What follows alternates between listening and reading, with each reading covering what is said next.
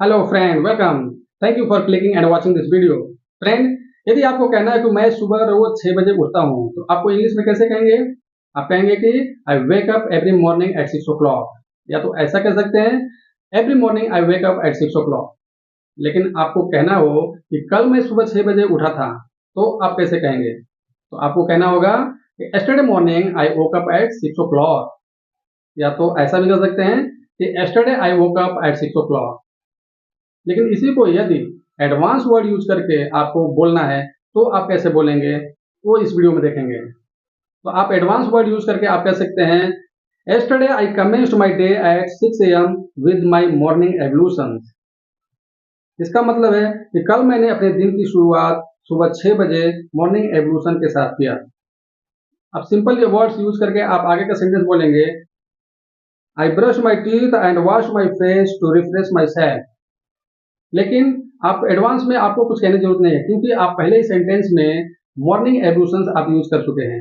Morning एब्लूशंस का मतलब ही होता है brushing teeth, taking bath, washing face. ये जो भी पर्सनल हाइजीन की एक्टिविटीज हैं, वो सब मॉर्निंग एब्लूशंस में आ जाते हैं। तो इसलिए हमें अलग से कुछ कहने की जरूरत नहीं है कि आई ब्रश माई टीथ और टेक बाथ। ओके, आगे आप कहेंगे I had breakfast at 7 a.m. Which consist of scrambled eggs and toast. यानी मैं सुबह 7 बजे नाश्ता किया, जिसमें तले हुए अंडे और टोस्ट शामिल थे। अगर उसी को आप एडवांस वर्ड यूज करके जब बोलेंगे, तो आप कहेंगे subsequently I partook in a nutritious breakfast at 7 a.m. To energize my self. इसका मतलब है इसके बाद मैंने खुद को ऊर्जावान बनाने के लिए सुबह 7 बजे पौष्टिक नाश्ता किया। आगे आप बोलेंगे कि I went to school at 8 a.m. And attended class until 12 p.m. इसका मतलब है कि मैं सुबह 8 बजे स्कूल गया और दोपहर 12 बजे तक अपनी कक्षाओं में उपस्थित रहा। इसी को आप एडवांस वर्ड यूज करके आप सेंटेंस कैसे बोलेंगे?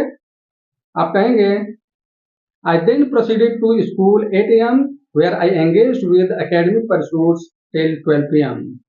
इसका मतलब कि फिर मैं सुबह 8 बजे स्कूल गया, जहां दोपहर 12 बजे तक शैक्षणिक गतिविधियों में व्यस्त रहा। आगे आप कहेंगे I had lunch at 12 p.m. इसका मतलब क्या हुआ कि मैं दोपहर 12 बजे दोपहर का भोजन किया। इसी को आप एडवांस वर्ड यूज करके आप कैसे कहेंगे?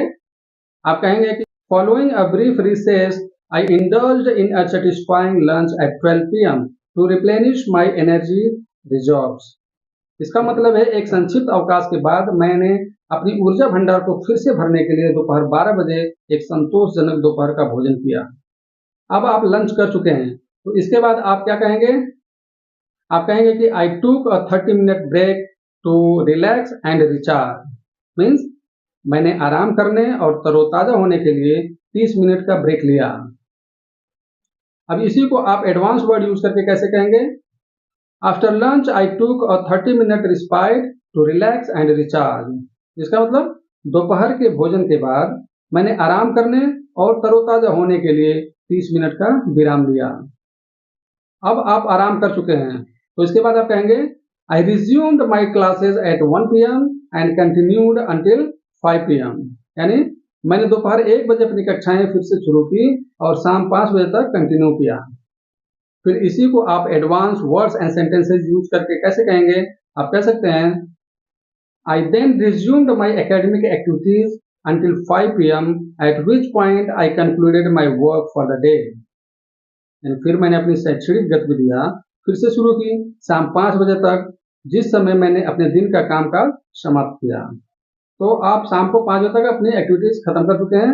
अब आगे बोलेंगे आप I came back at 5:30 and spend time with my family. यानी मैं शाम 5:30 बजे घर आया और अपने परिवार के साथ में समय बिताया।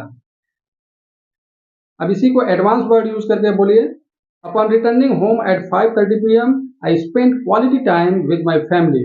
मीन्स शाम को 5:30 बजे घर लौटने पर मैंने अपने परिवार के साथ मूल्यवान समय बिताया।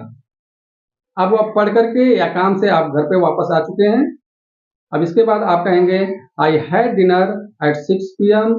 Which was delicious pasta dish. इसका मतलब आपको जो भी खाना आप खाएं उसके बारे में बोल सकते हैं। मैंने शाम 6:30 बजे खाना खा लिया, जो पास्ता डिश था। उसी को आप एडवांस वर्ड यूज करके आप कहेंगे I then had a delectable dinner at 6:30 PM to satiate my hunger. इसके बाद मैंने शाम 6:30 बजे स्वादिष्ट रात्रि भोजन किया। किस लिए किया? मेरी भूख मिटाने के लिए। I watched TV at 7:30 PM to unwind. मैंने आराम करने के लिए शाम 7:30 बजे टीवी देखा। अब एडवांस इंग्लिश में कहेंगे in the evening I unwounded by watching a captivating television program at 7:30 PM। इसका मतलब शाम को 7:30 बजे एक मनमोहक टेलीविजन कार्यक्रम देख करके मैं तनाव मुक्त हो गया। अब आगे आप कहेंगे I went to bed at 10 PM to get good night sleep. इसका मतलब क्या हो गया? रात को अच्छी नींद लेने के लिए मैं रात 10 बजे बिस्तर पर चला गया। अब इसी को एडवांस वर्ड यूज करके आप कहेंगे finally I retire to bed at 10 PM to recharge for another productive day. मतलब अंततः मैं एक और उपयोगी दिन के लिए तरोताजा होने के लिए रात 10 बजे अपने बिस्तर पर सो गया। तो दोस्तों अभी आपने देखा कि बेसिक वर्ड्स यूज करके आपको कैसे अपना डेली रूटीन बताना है और एडवांस वर्ड यूज करके आप अपने डेली रूटीन कैसे बता सकते हैं, वो भी पास्ट टेंस में। तो फ्रेंड, यदि आपको लगता है कि इस वीडियो से आपको कुछ भी सीखने को मिला है तो प्लीज हमारे चैनल को सब्सक्राइब करिए और इस वीडियो को लाइक करना मत भूलिए। Thank you for watching. Thanks a lot.